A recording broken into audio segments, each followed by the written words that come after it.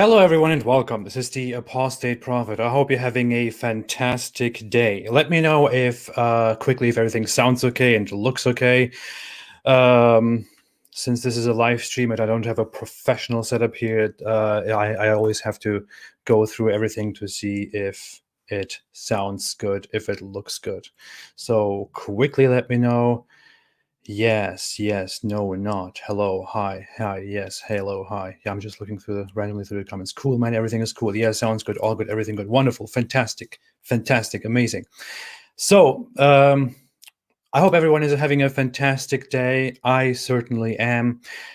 Recently, I had this live stream a few days ago in which I reviewed Sergeant Lipham's conversion story, and I really just planned that because I recently talked about the conversion stories of people who didn't really have much to offer, like Dode Kim or this girl called the little, no, not little, the Wandering Quinn. So I thought I should look into a more serious case and should look into Sergeant Lipham, who is apparently a very hardcore fundamentalist Muslim, and I should see what his conversion story looks like and then deconstruct that instead of going after low-hanging fruit. But then I analyzed that, and it turned out to be very, very disappointing, very unfulfilling, because he didn't really have much to offer, which is very strange. After that happened, some people reached out to me and said, hey, there is this YouTuber that I like very much. His name is Aanghel. I have no idea how to pronounce it. If anyone knows that, please tell me in the comments. Aanghel, Aanghel. And he apparently converted to Islam a week ago or a few days ago. People told me about that, and I then thought, hey, why don't I look into this and respond to that instead?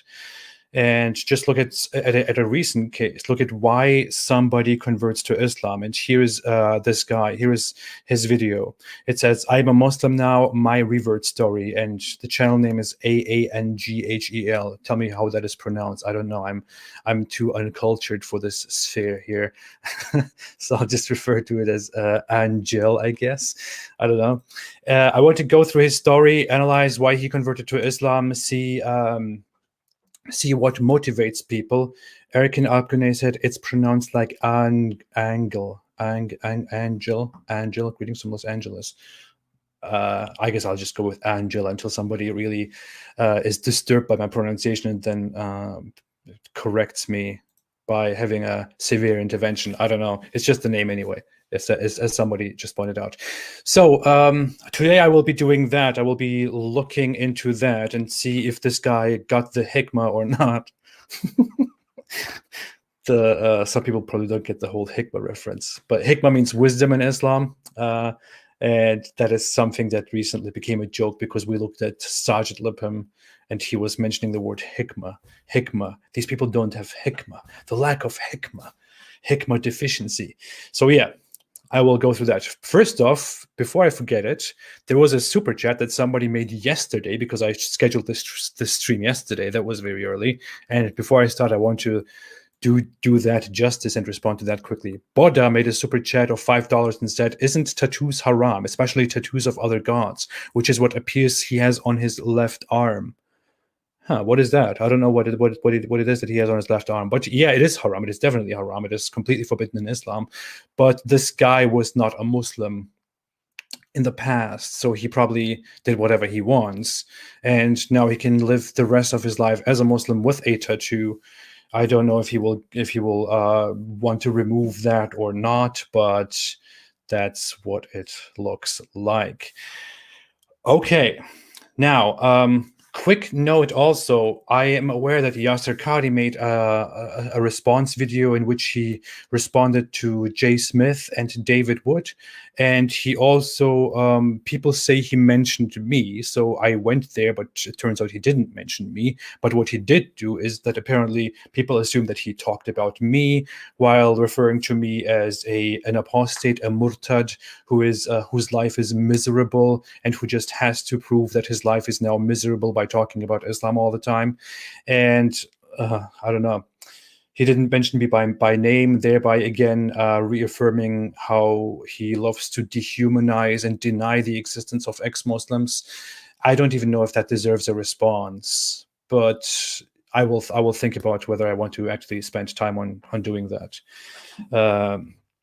It just goes to show what kinds of people serious Islamic scholars are, who really, an Islamic academic who sits there for 50 minutes simply ranting about how disgusting and awful and terrible other people are and how great he is. So whatever. I don't want to bother about that right now. Let's look into this guy, Aanghel. I want to say ahead, no offense, no. I do not intend to to insult this guy, insult this person who has converted to Islam. I'm really simply looking into why he converted and then just to comment on it. So without further ado, let us start. I see there are a lot of dear Muslim commenters in the comment section. I hope you enjoy the show too, everybody. Okay, let's go. Tell me if the sound of this is okay. I'm a Muslim, y'all. Alhamdulillah. Alhamdulillah. It's been over a month.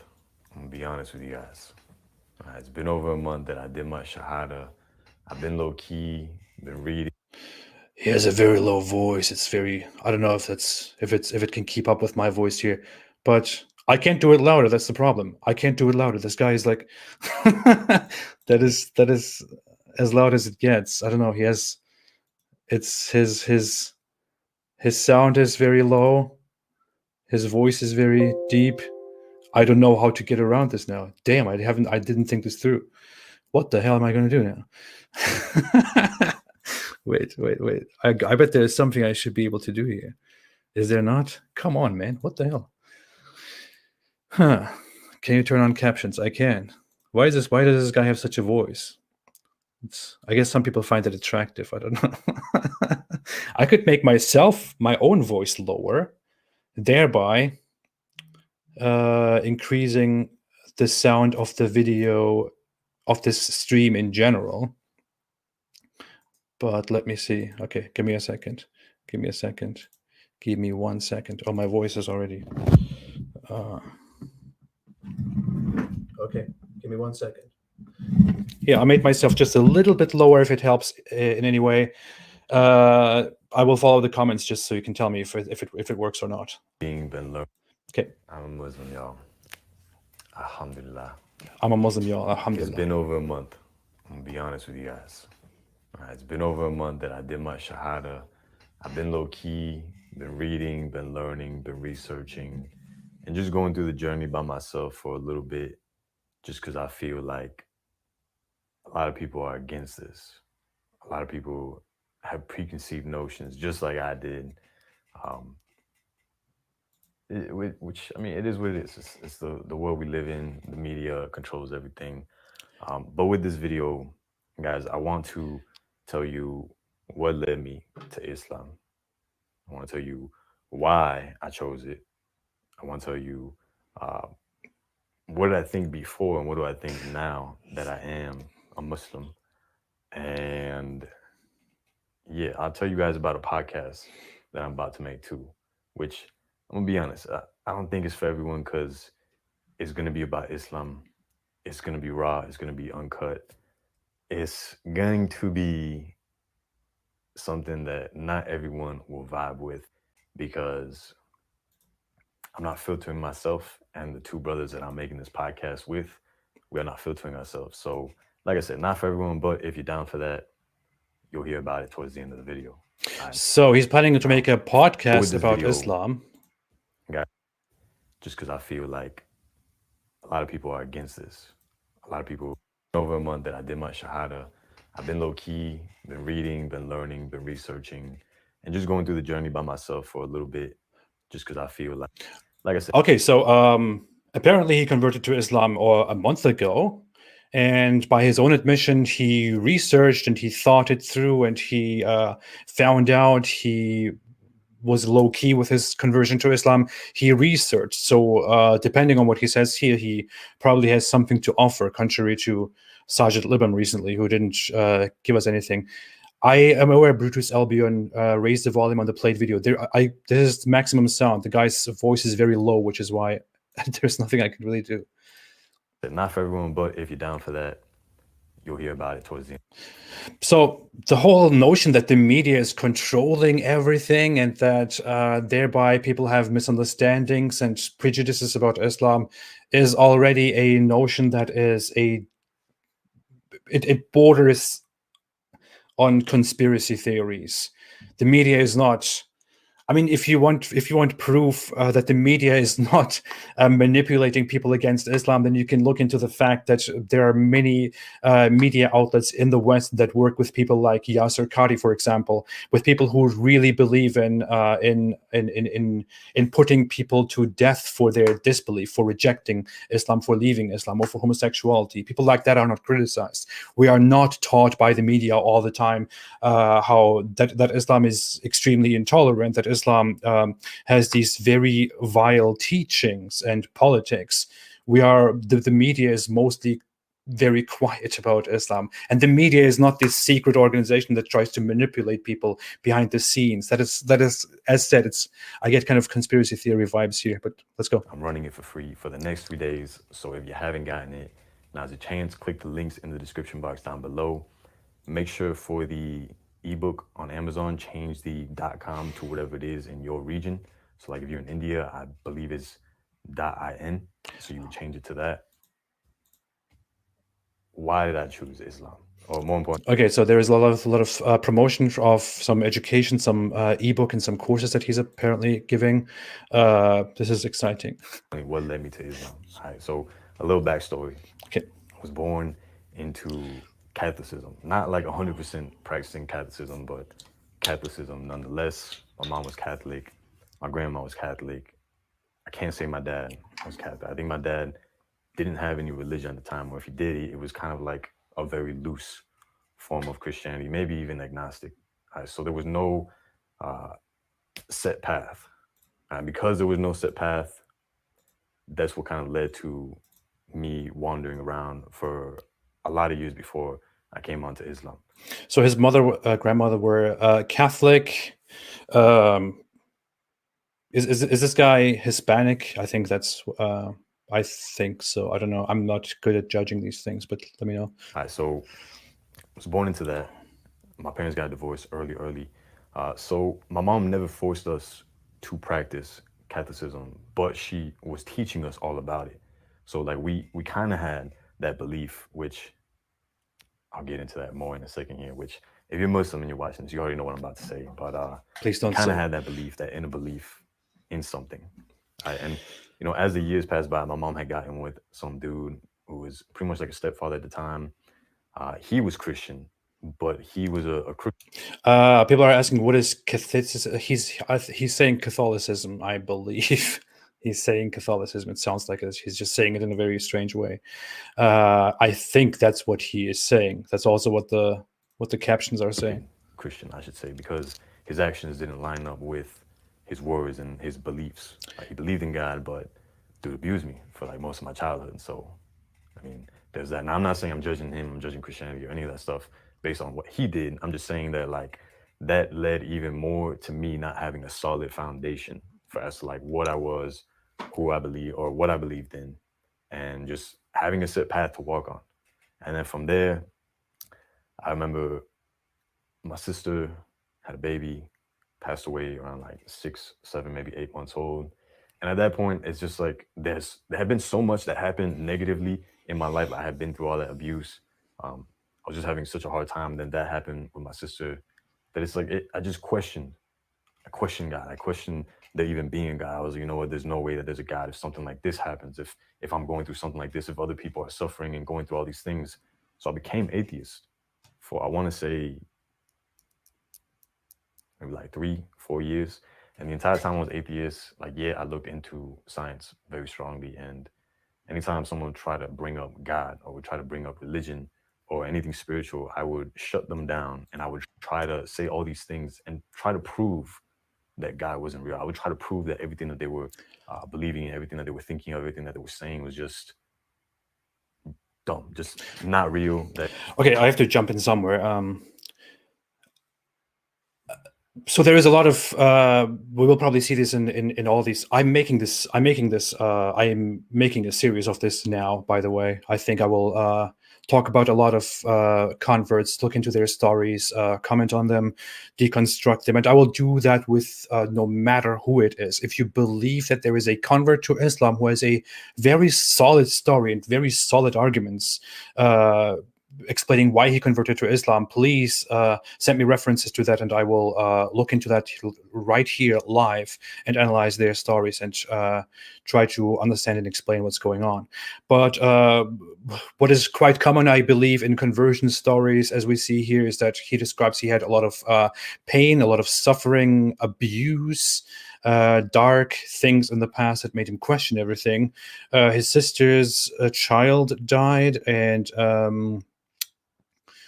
that made him question things, and that led him to this common popular conclusion that there can be no God if there is suffering in the world. If God allows children to suffer, babies to suffer, then God cannot be true.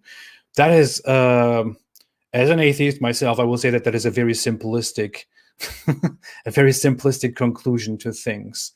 I know it may sound a little bit heartless, but it's a very simplistic conclusion of things. So insofar that doesn't really sound intellectually high and advanced to me. I do not know what kinds of atheist positions he defended and engaged in. I would like to try and find that out further, but I do not think that that is a very advanced way of thinking about God and about morality and about things. It was just retarded, for lack of better words. And I hate to say that, but I mean, that's the truth. That's what I did. And I was very miserable during the time that I was atheist. And I remember there were bits and pieces or bits and parts where I was with this girl and she was Christian, so she would always bring me to church. But it's like, I never vibed with it. I never really vibed with it. And then her and I, we ended up breaking things apart. It was like 2015. Then I ended up meeting my ex, which was my fiance. It's the one I was engaged to. She was Christian. Her family was very, very Christian. And her mother was literally a believer. Like, if you ever seen a believer, like, this is someone who's legit a believer. Right? She was very strong in her faith, and just being a part of that made me want to seek God and to go deeper into it.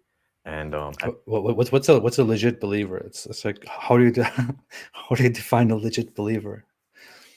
at the time, which I completely forgot to say, but at the time I was starting to come back to God. I just didn't know what I was doing. I was on this new age thing where it's like consciousness, meditation, third eye, pineal gland, astrology, crystals, astral projection, all this stuff where it's like, yeah, I was seeking God, but I didn't have a set path. I was like wandering about in the dark, just lost, to be honest with you guys. So I do not understand that at all. I mean, he just talked about how he was he found himself within atheism and in scientific positions, but now he's talking about how he started falling into. But I didn't have a set path. I was like wandering about in the dark. Crystals. At the time, I was starting to come back to God. I just didn't know what I was doing. I was on this new age thing where it's like consciousness, meditation, third eye, pineal gland, astrology, crystals, astral projection, where it's like all this extremely unscientific, pseudoscientific, to certain extents, extremely superstitious stuff that some would describe as very weird.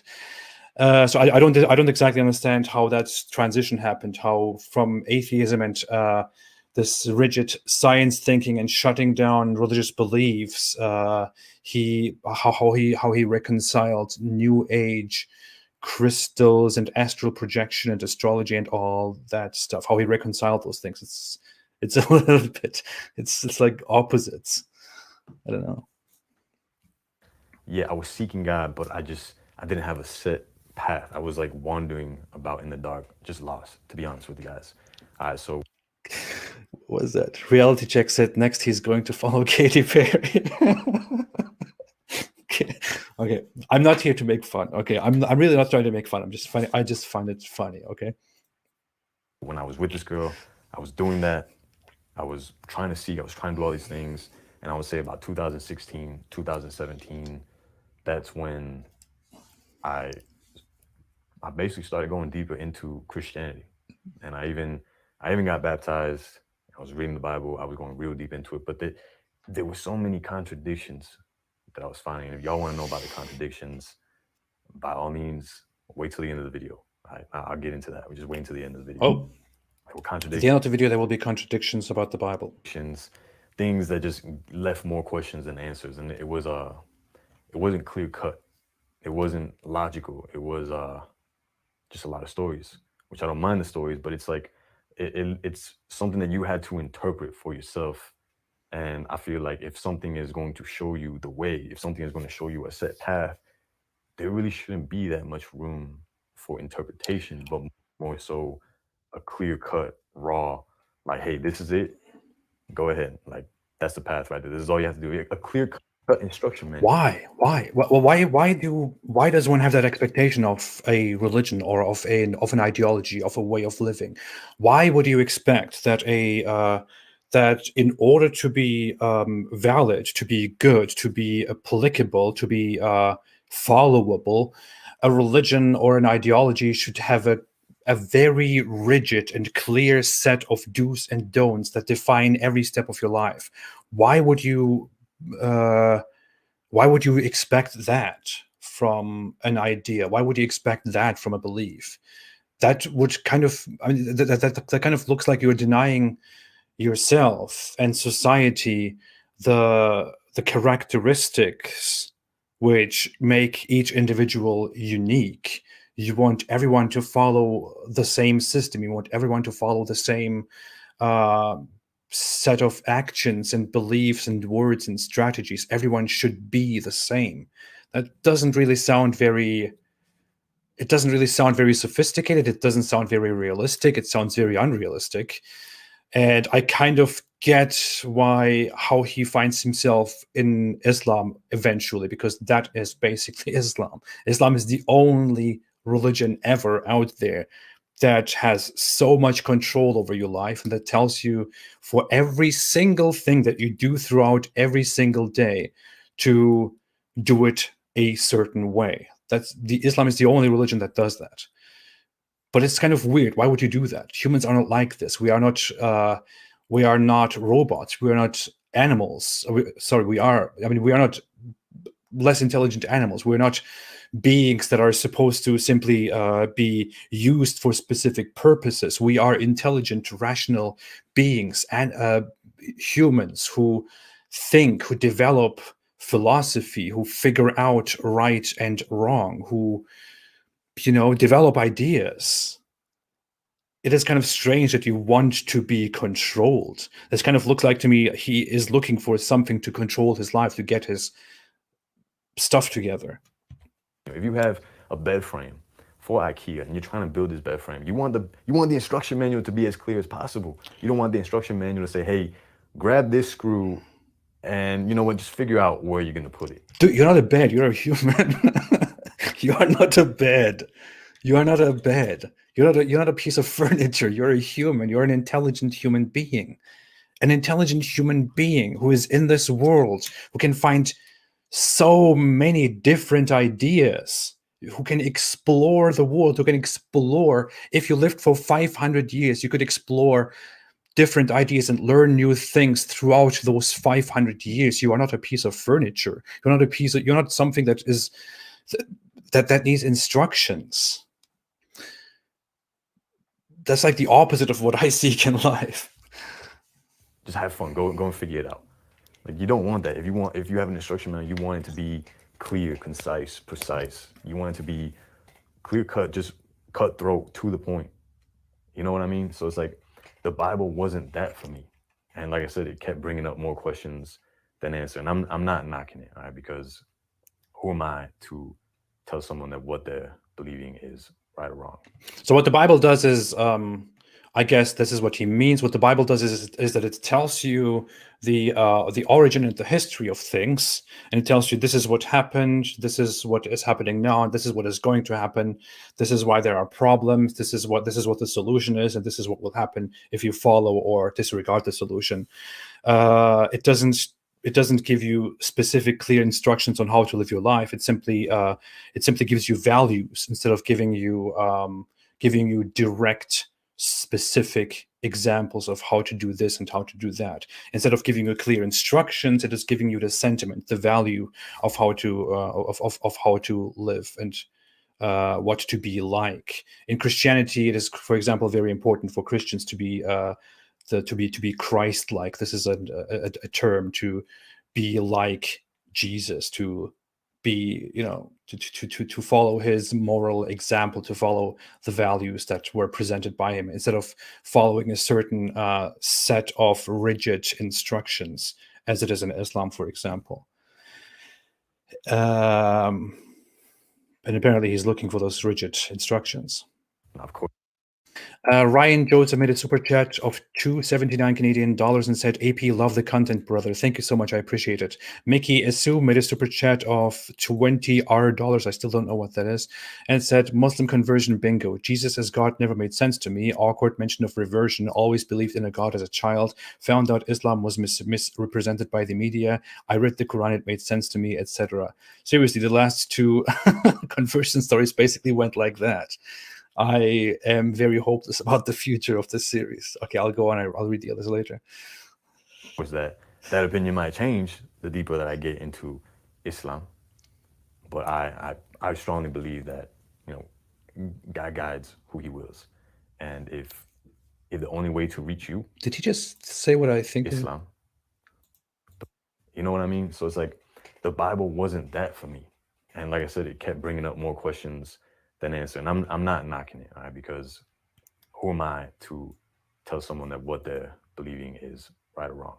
Now, of course, that opinion might change the deeper that I get into Islam, but I strongly believe that God guides who He wills.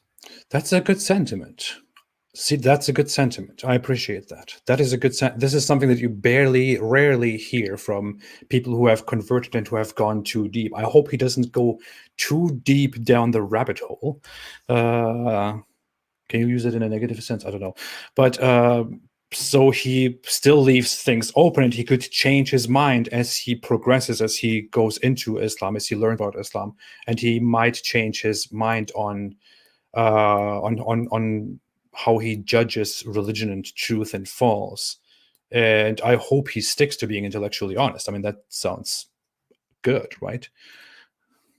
And if the only way to reach you is through Christianity, or if the only way to reach you is through Buddhism or even the New Age stuff, Hinduism, whatever it is, then that's how He'll do it. That's how God will guide you. Whoa.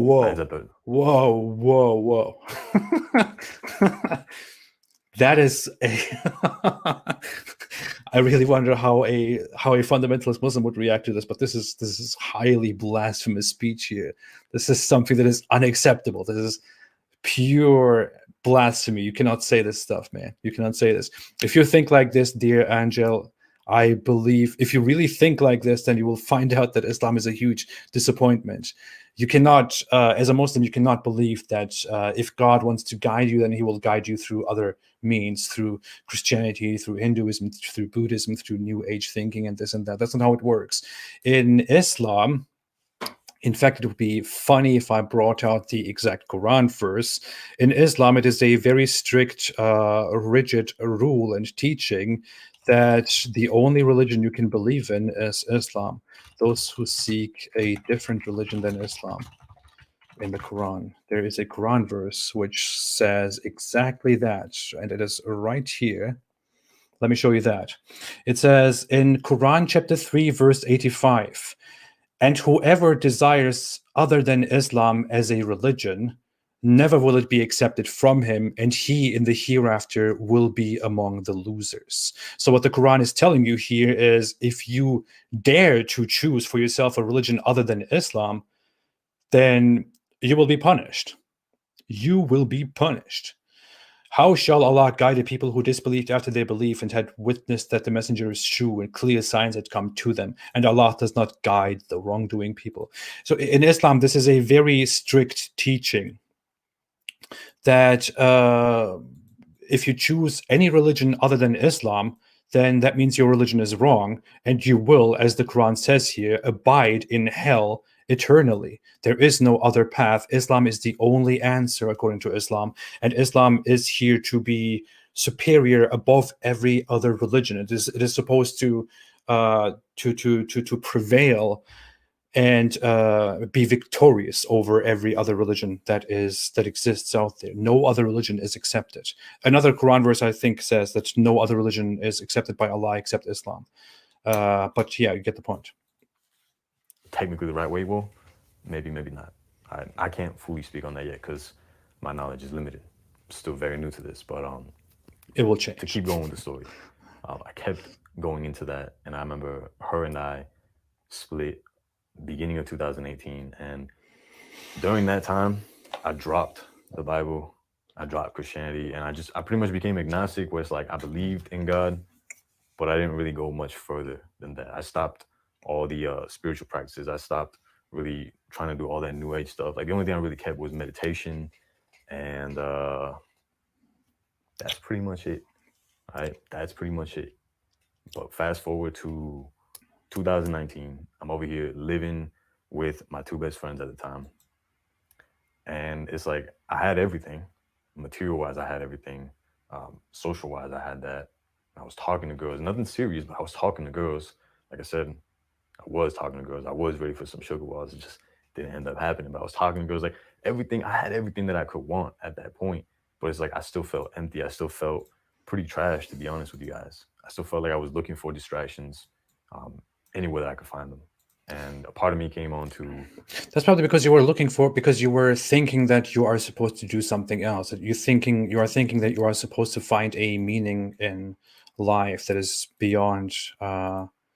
I don't know, you are deliberately looking for something, and you will not find that with Islam. Believe me, you will not find that with Islam. It is always the same story. It is always the same sentiment. You do things, you have fun, you engage in activities that feel fulfilling to you, that feel good to you, that you enjoy, that you find pleasure in, but you feel like, oh, there is something missing. This can't be it. There must be more than this. And you want to go out and find what is more, and then you end up finding Islam, and Islam ends up to be this system which has a very tight grip over your life and tells you what exactly you can and can't do, and you think, okay, this is it, I'm here. But what you're doing actually is when you put on Islam, you confine yourself in this tiny little place where it leaves you no room to explore the world anymore, and you're basically giving yourself up and submitting yourself to this rigid, strict, tight system which has you in its grips, which will not let you go anymore. And as a result, you will not have found meaning in life. You will have given up any desire to find meaning in life and submitted yourself to Islam, and you will have tricked yourself into thinking that you have indeed found the meaning of life, because you have eliminated all of your desires. You have eliminated everything that you actually value and enjoy about this world. And that certainly is not the meaning of life. That certainly is not how it should go. I mean, just the fact that he was apparently meditating in times where he was simply trying to live his life shows that he was trying to take care of himself spiritually. People want to meditate because people want to detach themselves a little bit from all the worries and all the stuff that is constantly going on in their lives, and they want to simply just for a brief moment, for 5 minutes or for 10 minutes, turn off all their responsibilities, all their desires, and everything that they have. Just take a break, just focus on nothing, on your breath, and just turn off, because you get tired from existence. And you need that, you find pleasure in that. But if you now turn to Islam, then you kill all those desires forever, and you kill everything that matters to you forever. And that definitely is not the meaning that you're looking for in life. Don't go there, man. Well, not a part of me, but I had stumbled onto dopamine detoxing. When I had first done dopamine detox, I remember very clearly that I was being almost like drawn to it, like something was telling me to read the Quran. And I've never read the Quran, but I had a Quran. I had a Quran and I had a Bible, because I had some kind of bookshelf in my room. It was silly to even think about that, but I literally had them just for display with this Arabic knife and these crystals and these plants. Okay, so people are pointing out that he's very much into these into exotic things. That's what it looks like, and this just confirms it. So he was just having the Quran and this Arabic knife and crystals for display, not because he was actually interested in studying them. And yeah, he's interested in exotic things. It's always the same sentiment.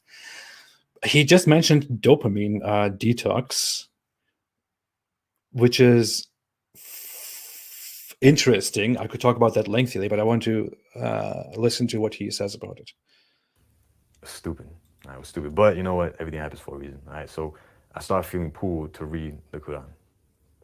I do not read it because I was ignorant at the time. I was closed off. I did not want to. And I remember that just kept going.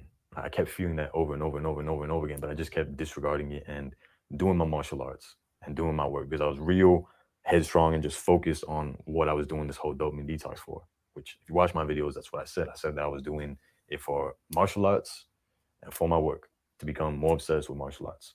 But here I am being pulled in this direction. So dopamine detox is a practice. This guy is apparently, he makes videos on personal development, personal,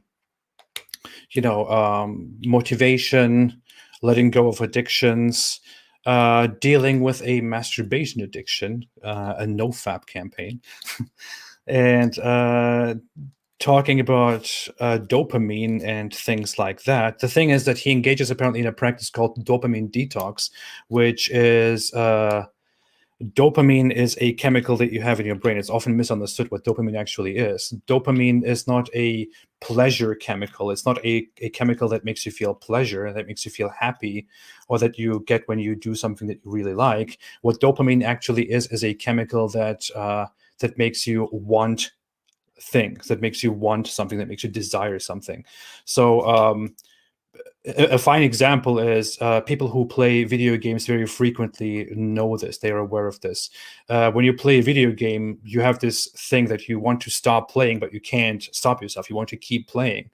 And what has actually happened, and you can keep playing then for 2 hours. And after you are done with that 2 hours of playing, you don't actually feel better. You don't feel very satisfied and pleased. You actually feel very drained and it's just bad. You feel terrible because what makes you keep playing is dopamine, because your brain keeps thinking that you want to play. You want to play because you will get something in return. You will achieve something, you will do something, and you want to keep achieving that thing, keep doing that thing without actually getting any reward from it or getting any pleasure from it. That's what dopamine is about. It's a very essential chemical. It gives us the ability to have goals in life, to achieve things in life, to have to work, to compete with others, to aim for specific things. That's what dopamine is about, and it will always exist. It will always be there. It will always and I know some people will disagree with me because some people are really obsessed with this, and they consider this a very important matter to themselves personally. But a dopamine detox is actually not something that is scientifically supported. There is no scientific evidence, no scientific support that a dopamine detox actually does anything good for you, or that it actually helps you. A dopamine detox is when, for example, for a few days or for a long amount of days, you shut down everything that you want to do, everything that you enjoy, and you just start fasting. You don't look at electronics, you don't look at sexual stuff, or you don't do things that you desire, that you really want, and you just put it all away in hopes that you will gain more self-control and more focus. The issue is that this is a very unscientific approach and unscientific understanding of how dopamine actually works. And there are actually many scientific perspectives which prove or assert that a dopamine detox could actually be bad for you, because you deprive yourself of certain things that you want to do in hopes that you will stop wanting those things and you will get better over time. You will have more focus over time, but eventually you stop that fasting and you get back to doing those things. And when you get back to doing those things, you will have quit and then again started doing things that you thought were bad for your focus. What it eventually does is that your brain gets used to taking a break from something that your brain finds very desirable, and then to suddenly get back and consume that thing again. As a result, your brain simply just ends up wanting more of that specific stuff. So you could actually get more addicted to whatever you are suffering from. Yeah. Sorry, this is completely besides the topic, but yeah. So he's very interested in self control, in focus, in different motivational self development means of getting his stuff together, and I can relate to that. I understand that completely, but I really wonder where Islam will get in with it. I can already kind of I can already see it, but yeah. So to end that part, yes, I kept being pulled, didn't go to it, didn't read it. So then I got into surgery in 2020 in the summertime, ended up coming back from New York because that's where I got the surgery. And again, I started feeling really, really low, like really down, depressed, anxious. I don't even want to get deeper into that, but I decided I was going to do dopamine detox again. And the first day that I was doing it, I was sitting in this exact room right there on the ground, and I started feeling that same feeling that I felt the first time that I did a dopamine detox, which was to read the Quran. And I didn't read it. I was like, I'm doing dopamine detox. I'm not going to read it. Second day, even stronger. And I was contemplating. I was like, should I read it? Should I not read it? Third day, so strong that I was like, you know what? I'm just going to read it. It's a spiritual, holy book. It's not going to be that bad for dopamine detox purposes. And I tell y'all, like, once I started reading this, I want to say like the third day in. So 6 days later of doing the dopamine detox, 3 days later of reading the Quran, I remember after reading it the third time on the 6th day, I sat down to meditate after, and it all clicked. Like it just all clicked. And It all clicked. I just understood. And it's like, to put it in the most simple words possible, it's as if I had found what I was looking for. What exactly? How did it click? What did you find? I mean, isn't this just part of all those different solutions that you looked for in your life? All those new age solutions, all those crystal solutions, all those astrology solutions and travel solutions, whatever it is. The difference is that with Islam, you can't just test it and can't just look at it and display it. No, you will actually get sucked into it very bad. And what did click? I mean, I'm really interested in finding out what it was that convinced him about it. I seriously hope that we will not come to the same conclusion again, that it was simply emotional. And I'm not trying to hype it up, but I felt these waves going through my body, and like I've never felt anything like that. Like, listen, I've done shrooms, I've done acid, I've done coke, I've done ecstasy, I've done Molly. I know they're pretty much the same thing, but I've done them. I've done alcohol, I've done weed, I've done so many things in my life, and I didn't think we were going to talk about this. nothing has ever made me feel what I felt in that exact moment when I had these waves rushing through my body. And I'm not gonna sit here and say, hey, yeah, you're gonna feel the same thing once you stumble onto the truth or once you find the path. But it's like, for me, exactly, because he thinks that that God probably has different means of guiding people. I I didn't expect the whole background with the drugs. I did mushrooms and ecstasy and weed and alcohol and speed. And I'm sorry, I have a different experience with this because I was also a Muslim, and I was a very spiritual Muslim. And when I was a very spiritual Muslim, I felt very much in love with it, and I felt very high on that belief until the hype was over. When I started realizing, when I started getting real again, and confronting my religion more rationally, because that emotional thing, I'm sorry to disappoint you, dear Angel, but that emotional phase will succeed, and then you will start having to deal with the rational and logical, theological aspect of Islam. But I have to say that mushrooms definitely made me feel more at peace than Islam. So I haven't done any of those things in a long time. I'm not doing them anymore. So yeah. I can only speak for me. I can only speak for myself. And that's what led me to Islam. That's why I chose Islam. That's why I accepted Islam. And come on. So this is it. It's emotional. I believe that it was in that moment that I did become a Muslim.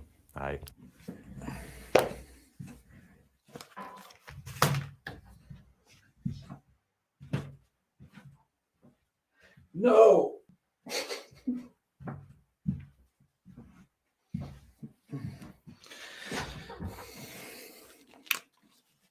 So I'm back. Okay. So let's recap that. He took many drugs in the past. He did many things in the past. He had many different experiences, many different spiritual, New Age, religion experiences. And what eventually happened is that he sat down and he read the Quran for 3 days. He says, I don't know how much he read in 3 days. And he started feeling these waves going through his body. And he started feeling very, very good about that and very high about it. And that was when he thought, okay, I'm a Muslim.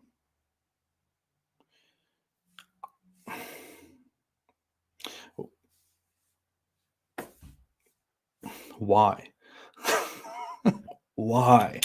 Why, man? Why? Now, what did I think before? Before I got into Islam, I had these preconceived notions that, for one, Yusha Zaidi said emotion is overrated. Sojkovic said submit, resistance is futile. Reality check said, what's he looking at? New Personal said anxiety trouble. Yes, I actually have anxiety trouble because of what we're dealing with right now. I can't believe that this is actually a common narrative here. Oh, man, please, people. Varun made a super chat and said, male power, ready for street fight, muscles. Islam attracts these hairy types, tough fella characters, no t-shirt, tough finger pointing at you types. I don't know. I don't really care that much about masculinity, so I can't really. I'm not a very masculine person. God, I believe I bet this will be cut out by some people again. Varun made a super chat again of $5 and said, I had so much freedom I could not handle, so I tied my hands. Sojkovic made a super chat of 500 Czech krones and said, if you can split the Quran in two, therefore you are the real final prophet. Hope baby's fine. We need more prophets. Send my greetings to your labradoodle. Woof. Thank you so much. I appreciate it. I will. Thank you. Okay, I'll go on for now. Islam was only for Arabs, which is retarded. What? Islam is for everyone. Dude, you can't say Arabs. For one, Islam was only for Arabs, which is retarded. Close your Islam is for everyone. It's just a preconceived notion. These are things that I was thinking about. Number two, he thought that Islam was only for Arabs. Arabs. That's a very shallow understanding of Islam, which he had beforehand. I understand, but I thought that it was something very oppressive. But the more you read into it, it is. The more you see for yourself that it's actually not oppressive. It is. And then number three, it is. How did you come to the conclusion that it is not oppressive? What is your understanding of oppressive?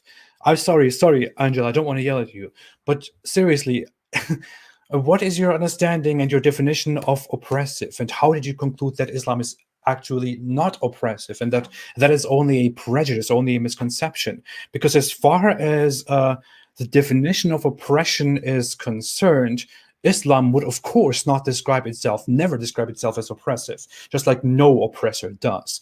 But Islam is oppressive by all the standards that we have. Islam oppresses women. Islam oppresses people like me who leave their religion. Dear Angel, here is a secret for you if you do not know this yet. Leaving Islam is punished with death. And all these Muslim apologists online will agree with that. It is punished with death.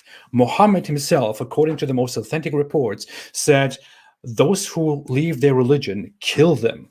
And this was applied in Islamic history forever. It is still applied in many states today, in many Islamic states today. Criticizing Islam, questioning Islam is forbidden. It is haram. Women have to cover up so that they are not seen as free women in society. They can be beaten by their husbands. Slavery is a thing. Other religions are prompted to convert to Islam.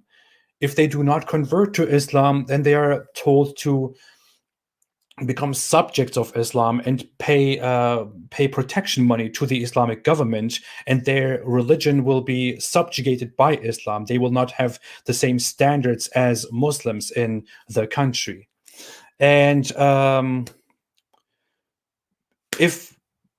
if those non-Muslims, if those different religions reject both of these things, then they will eventually be attacked. And if they are defeated, then they will be enslaved. And that slavery includes sex slavery. So I don't know what your definition of oppression is.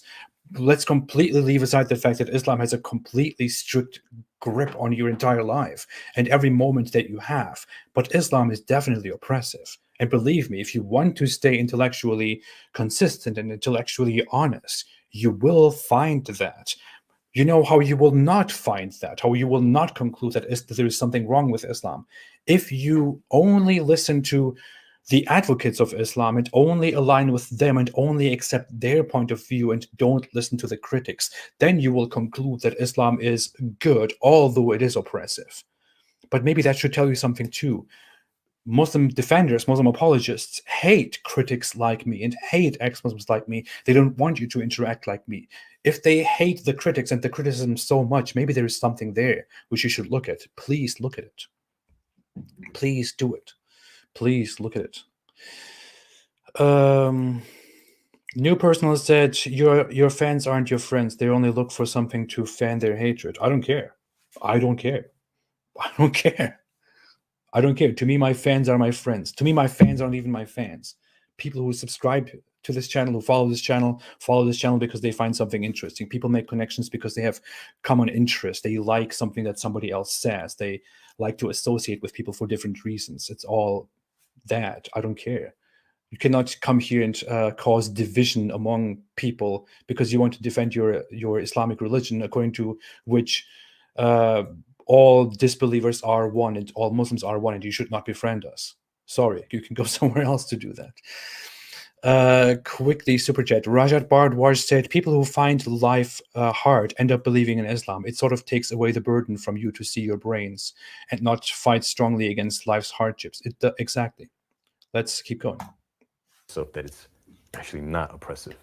And then number 3, I thought it was very extreme. I thought that the people who practice this stuff were, you know, the people who they show on the media doing all this crazy stuff. They don't even show on the media the people who do, who Islam really who really represent Islam. Dear Aanghel, look for the most popular Muslim apologists online. Please, I'm not even telling you names. Look for the most popular Muslim apologists online. Listen to them and tell me again if you think they're extreme or not. If you think they're not extreme, then tell me what your definition of extreme is. And it's like, dude, that's not it at all. Like, these people are extremists. They have that extreme nature. They're thinking in a way and they're taking it out of context and doing things under the name of Islam, under the name of the Quran. But it's like, that shouldn't be the factor as to like, okay, this is what Islam is. It's these people right here, which that's what the media portrays. With all due respect, I don't think you should make that conclusion without having studied and without understanding Islam. I mean, he just said that he doesn't yet know, he doesn't yet understand Islam. He converted 1 month ago because of emotional reasons, and he wants to understand the religion further and study it further. So given the current ignorance, which is not his fault, I don't think that he's in a position to judge who the real Muslims are and who misrepresent Islam. But if you want to stay intellectually honest and consistent, you will find that you will be disappointed about this. It portrays that like these people that are bombing, that are doing all this stuff, those are the ones that Islam creates. That's what Islam is. But that's not what Islam is. Like I said, these are people who are extreme. That's them.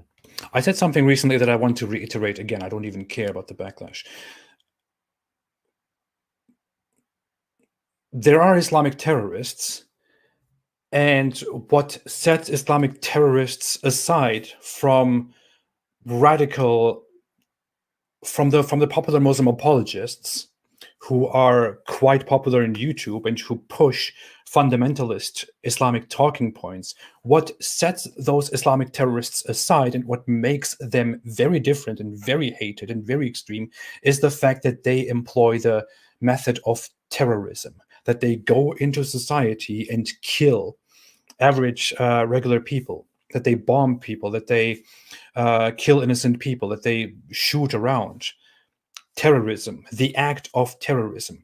This is what puts them aside, what makes them different from from the average fundamentalist Muslim. But beyond that, I'm sorry, but the most popular Muslim apologists, the most popular fundamentalist Muslim apologists and scholars believe in very similar things. They don't believe that they should be going around and shooting and bombing people in the streets of Western nations and of the Islamic world. But they do believe that without that, people should convert to Islam in masses, and then we should establish an Islamic state which will be imposed on everybody, under which everyone has to obey Islam, in which Islamic authoritarianism rules, in which I will be executed. For your knowledge, dear Angel. I mean, just think about the fact I'm talking here to you, and all I'm doing is simply approaching this thing reasonably as much as I can, and listening to you and giving counter arguments and reasoning. But according to Islam, I'm supposed to be executed under an Islamic in an Islamic country. Just think about it. Really, just think about it. It's like when you have Christianity and you have the KKK. Oh. Is he going to say the Crusades next, please? Like, bro, you don't say that everyone who's Christian is like these people. These people were just extremists, and they took it out of context.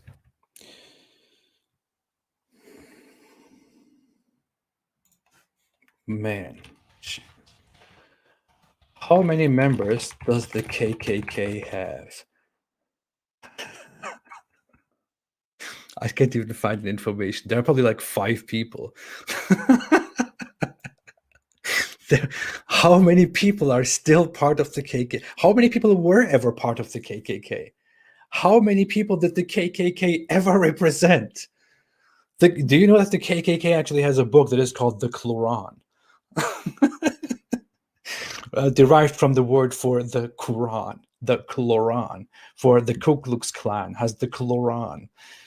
The KKK is a political organization that was relevant among a very fringe people, and that was built on the idea of racism that has never even represented more than 1% or maybe 0.5% of Christians.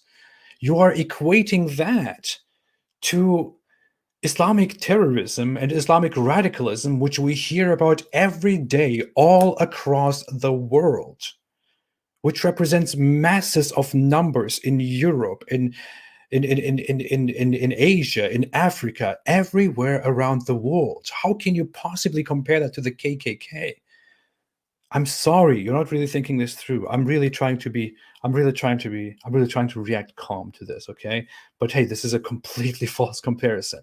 This is ludicrous. It's ridiculous. It is ridiculous. Seriously. That's not how it works. You could compare the KKK to some unknown specific Muslim terrorist organization somewhere in some country. You can't compare that to Islamic radicalism or Islamic terrorism in general. It's worlds apart. And you know about the KKK because it's in America, because everyone knows about America. Everyone knows about American culture because of movies, because of TV, and so on. Man, please. And that's the same thing with everything that's happening in today's day and age, except the media has a hidden message. And I'll probably get flagged. This video might be put down for that. But I'm gonna say what it is. All right. That's what I thought about this. I thought that this wasn't it. I thought that this was just another religion. But as soon as I got into it, man, it's definitely not it. And the last thing that I want to say is that this thing right here, this holy book, is logical. And it's not this thick. This is a transliteration and a translation, so it's probably like double the size of an original Quran. But it's logical. It's logical. It's clear cut. It's like I said, you have an instruction manual, and it tells you exactly what to do. There's no room for interpretation. There's no room for guessing. It's not read between the lines. It's no, this is exactly what it is. It's clear and cut. And I'm gonna tell y'all right now, like, I find that to be priceless. I find that to be the only determining factor of, like, I have to tell you, the short comment about the media aside, I would really like to hear what is logical about the Quran, but I guess we have 2 minutes left in this video, and there will not come any resolution to that. So again, we will be disappointed hearing no reasoning on why the Quran is logical. But hey, the Quran is not logical. The Quran is not logically fantastic. It's not logically impressive. It contradicts itself. It has it gets many facts about humanity, about history wrong. It gets many facts about science wrong. It makes many assertions that are simply unfounded, makes many claims that are logically inconclusive or simply wrong. There is nothing logical in it, and you cannot conclude after reading the Quran for 3 days that this is very logical. I mean, this is not how religion should work. This is not how conversion should work. There is no logic to it. And if you want to find a guide to life, the guide to how to live your life is not even in the Quran. It doesn't really describe how to live your life. But you will find, if you look into the hadith on Muhammad's example, you will find specific explanations on how to do each and every action in your life, and that is a little bit ludicrous. But the Quran is neither logical, nor does it give you certain instructions on how to live your life. That's not really true. Should you take this path? Should you not take this path? But then again, that's just me. That is just me. I'm just saying here. But to end the video off,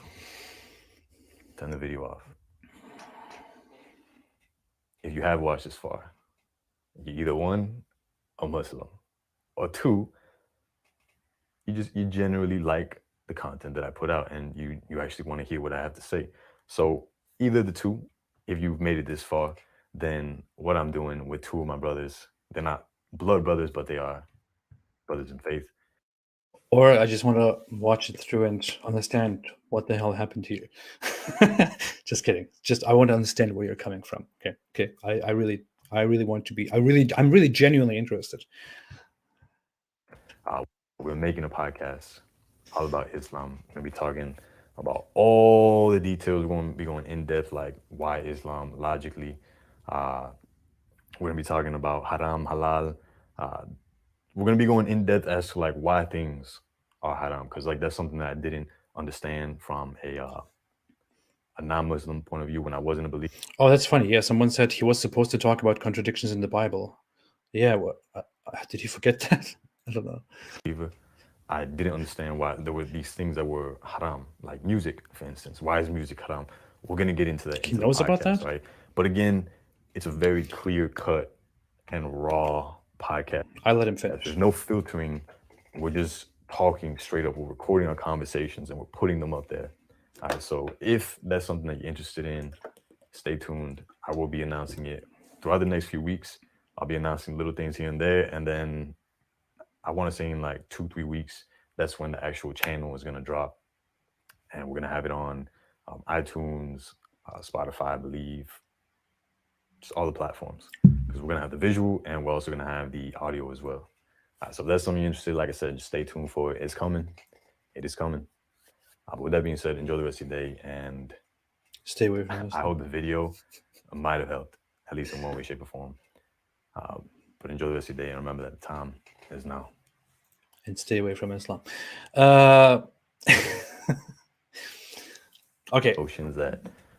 So he is planning a podcast in which he will apparently, together with a brother, in faith sit together and discuss Islam and discuss discuss certain things about Islam, controversial questions about Islam, whether Islam is logical or true or not, and why it is logical, why Islam has a lot of discipline issues and all that. By the way, St. Miles keeps saying, please don't forget to like the video. So please, everybody, please like the video, and let's make sure that we show dear Aanghel this video so that he can see this and see some criticism of his approach, where we are coming from. I would also love to interact with him on this issue. He seems like a genuine guy, as far as I can see. He seems like somebody who's genuinely seeking, who's genuinely trying to find. I also don't want to be too. I also don't want to sound condescending or be condescending here. That's not at all my point and my purpose. But what makes me wonder is, why would you make a podcast on clarifying certain matters within Islam when you have only converted to Islam 1 month ago, and you yourself have not properly read and studied the Quran and studied Islam? Just reading the Quran will take longer for you than that. And learning more about Islam, learning more about the Hadith, more about Islamic theology in general will take you much, much longer than that. So I do not think that, I think that maybe the podcast is beneficial. Maybe with the podcast, he will actually sit down and genuinely, honestly, intellectually, honestly ask questions, comment on things, genuinely explore things, genuinely explore Islam, instead of just trying to come to the conclusion that it is true and that it is good. Maybe he will do that. And if he does do that, I appreciate that. And I would be interested to have a look, actually. But I would always suggest first studying and understanding Islam further without going into it like this. Seriously. Yeah. So the conclusion is that Aanghel converted to Islam because he was looking for a meaning in his life. He couldn't find that meaning within other beliefs and thoughts and ideologies. He explored many different paths, many different methods to manage his life and to get his stuff together, and eventually found himself liking Islam because he was emotionally he felt an emotional rush when he read the Quran. I felt that emotional rush when I converted. Not when I converted. When I decided to actually become religious and to practice Islam. But that emotional rush eventually went away and left me confronted with the theological aspects of Islam. It happens to everybody. People who convert to Christianity get this emotional rush. People who do other things in life get this rush. That rush doesn't really mean anything. That rush simply means that your brain, if we're talking about dopamine, you should probably understand that your brain, that your mind simply finds something there that sounds and feels good. What it does not mean is that this is the truth. That should be up to actually further looking into the theology, the scripture, the logic of things, and then figuring out whether it really makes sense or not. And hey, seriously, if dear Aanghel here wants to explore Islam further, if he wants to interact with people, not only with advocates of Islam and believers of Islam, but also ex-believers and critics of Islam, I would love to have an interaction with him. I would love to have a discussion with him. I would love to join him in a conversation. I would love for him to join me in a conversation and to discuss Islam, discuss his impression of it, and tell him what I think and what I know about it. And if he's interested in that, that would be fantastic. That would be great, right? So here's my invitation out to him. I would love to discuss Islam with him. I'm waiting for that to happen. If he doesn't want to do that, I wish him all the best. I just wish that he actually explores and tries to understand Islam without letting his emotions and the propaganda without letting them get the better of him. That's what I would say. So motivation of conversion, emotional, no logic, as far as we can see. I will move on to analyze someone else's conversion story next, hopefully next week. someone whom Muslims have recommended to me and said, hey, this guy actually has very good reasons to convert to Islam. Look into that and you will be crushed. So, so I will look into that conversion story and analyze that. I think he's like Pondering something is that guy's name. I don't know. I will look into that. I want to be completely honest here with everybody. Okay. I will read some of your comments and super chats. Thank you, everybody, for joining, by the way, and thanks for listening. Thanks for recommending this and appreciating this. Let's see. Shiku Nilo said, AP is addicted to porn, guys. Anyone who has ever done a dopamine detox has felt amazing. Stick to Islam, AP. Don't think your knowledge transfers. Shut up. I mean, if it helps you, I guess do it. I'm not saying anything. I'm just saying that the science side does not really support it as far as it goes. And you see that people relapse all the time. I mean, seriously, come on, man. Susan F. Lorito Schindler made a super chat. Thank you so much, of $5, and said, love AP. Truckers listen on the road. Oh, nice. Thank you.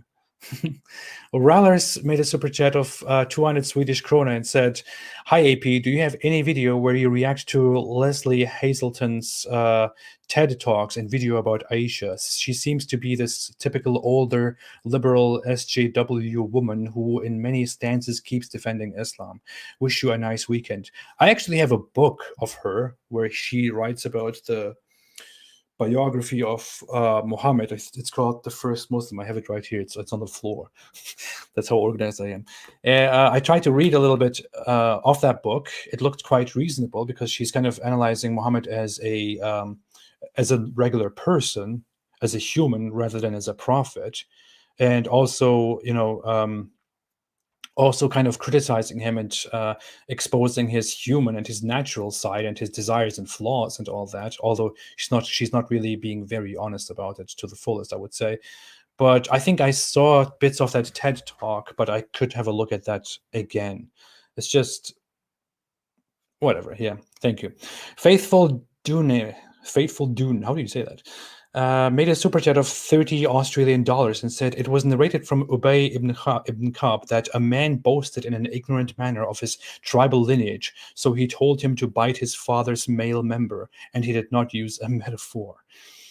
Yeah, that's a narration that I am aware of. I wanted to bring that up sometimes, but I just find it kind of disgusting to talk about. But yeah, that's it. You see from some Islamic narrations that it was quite common for the Muslim believers and followers to insult people and their parents and their gods in sexual ways, as has also been presented by a popular Muslim apologist quite recently.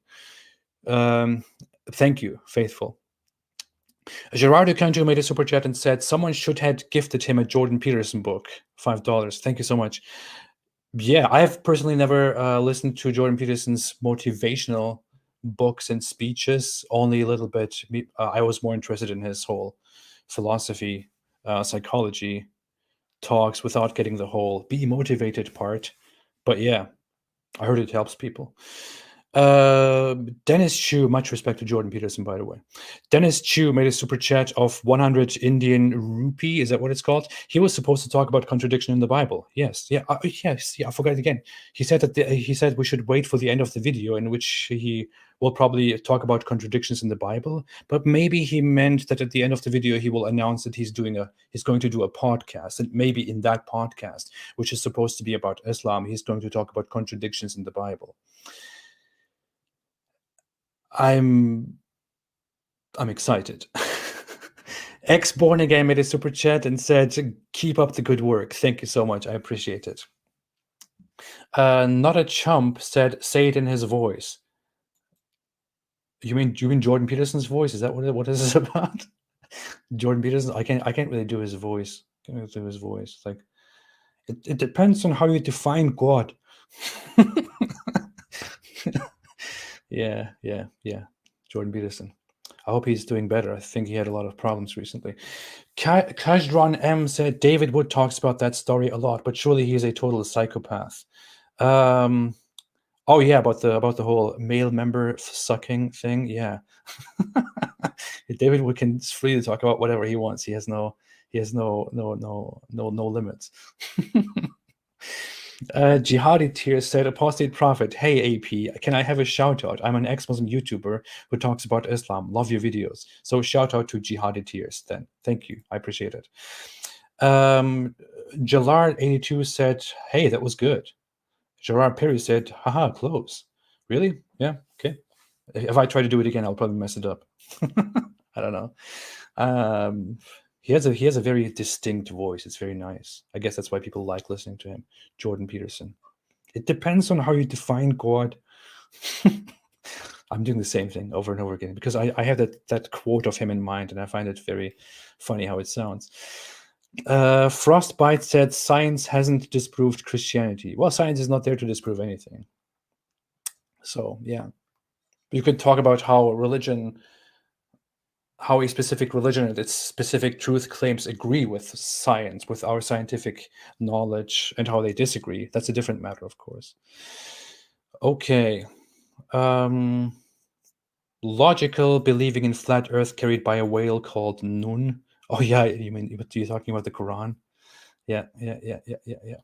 Okay, let's see. Raji Vunome made a super chat of $20 and said, can you talk about the sun not setting by the Arctic, which affects fasting for Ramadan?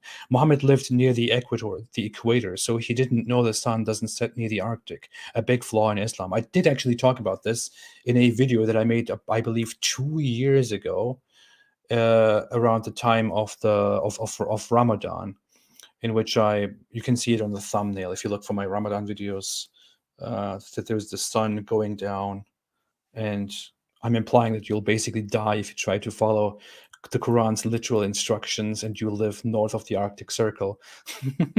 But yeah, I did make a video about that. It's a funny topic. Sojkovic made a super chat of 200 Czech kronas and said, what about the early history of Islam? Better than Game of Thrones. As somebody who has never watched Game of Thrones, I know I will be attacked for this. I don't really have much to say about it. I tried to watch Game of Thrones, like the first 2 episodes or 3 episodes. I just couldn't get used. I tried it twice, and I was like, this is not going anywhere. No, I love history stuff, throne fights, strategy, wars stuff, but I think it's the fantasy aspect of Game of Thrones that kind of makes it uninteresting to me. I love watching history series and history movies, but I don't like it when fantasy comes in. I don't know. Michael David Dixon made a super chat and said of $2.99 and said, can you do a video about Muhammad's blatant racism? I could address it. I'm thinking of making a video response to a certain video that I saw online, which says which asserts that Muhammad was the first anti-racist, and I want to make a video response to that. So that goes into that direction. And finally, someone named Mohammed Hijab made a super chat of $2 Canadian and said, your wife dreams of our beloved prophet's fellas. Come on. Did somebody really make this comment here just to name themselves that and make this comment, just to make a super chat with that? That's disturbing, to say the least. Disturbing. That's probably something Mohammed Hijab would actually say, to be very honest. Okay, I will be leaving. New Personal said, Apostate Prophet, talking about your hobbies, I told they aren't your friends and you're lonely. Piss off. What are you talking about? Go to your stupid little Muslim apologists who think that I should jump off a building because I'm an atheist, which means that there is nothing wrong with doing anything. So that means I should just jump off a building because what is wrong with suicide according to my atheism? That's the intellectual level of your Muslim apologists. What are you doing here? You're supposed to follow and listen to them. You're supposed to be stupid. Saint Miles said AP likes reality. Very cool. I do. I'm not very much into fantasy shows and stuff. Yeah. Okay. I will leave soon now. Opel Ian made a super chat of 100 Swedish krona. If I ever read something wrong, I want you to don't kill me. Hi from Sweden. Heart. Oh, that's it. Yeah, thank you so much. I appreciate it. I could have just read that and then gone on with my commentary. Okay, I'm gonna leave. Fadi Emil said, play Cyberpunk 2077. I will when it comes out. I do play PlayStation at home, and I haven't been able to buy a PlayStation 5. Yeah. Nowadays, I feel I play PlayStation at home, and I put our newborn baby on my lap, and then I play PlayStation while I'm doing that. Yeah, I take care of both things at the same time. That's what I do. Okay, I will leave.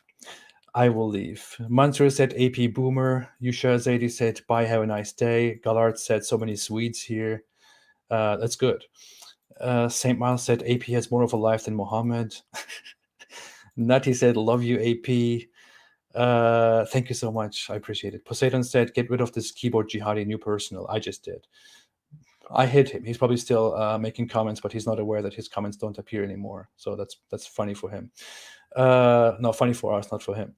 Mike Oxmall said, "Are you a Pastafarian?" No, I'm a Raelian. I'm a Raelian. Raelian. That's a new religion, a cult that has existed for a few decades, who believe in this guy called Rael, who apparently was beamed up into a spaceship and communicated with these gods who are the creators of humanity. And he bases that whole thought on Abrahamic religion, and he said that those people are known as the Elohim, and that they sent different prophets, but humanity misunderstood their message, and then started making up these religions. But that these Elohim, who are our gods, who created us in advanced scientific labs, just want us to find peace and to stop making wars, and they want us to have a lot of sex. And then when we have peace, then they will come to visit us, they will land, and they will share their whole advanced science with us. It's and there are actually people who believe in that stuff. So it really makes you think, no wonder Islam has believers. Okay. I'm going to leave. So I'm going to leave. I will be here forever if I look at these comments. I will make a live stream just to hang out at a different time. Have a fantastic day, everybody. I will be back with a different reaction to a conversion story. Thanks for joining. Have a fantastic day. See you again. And as always, did I forget to say something? No, stay away from Islam.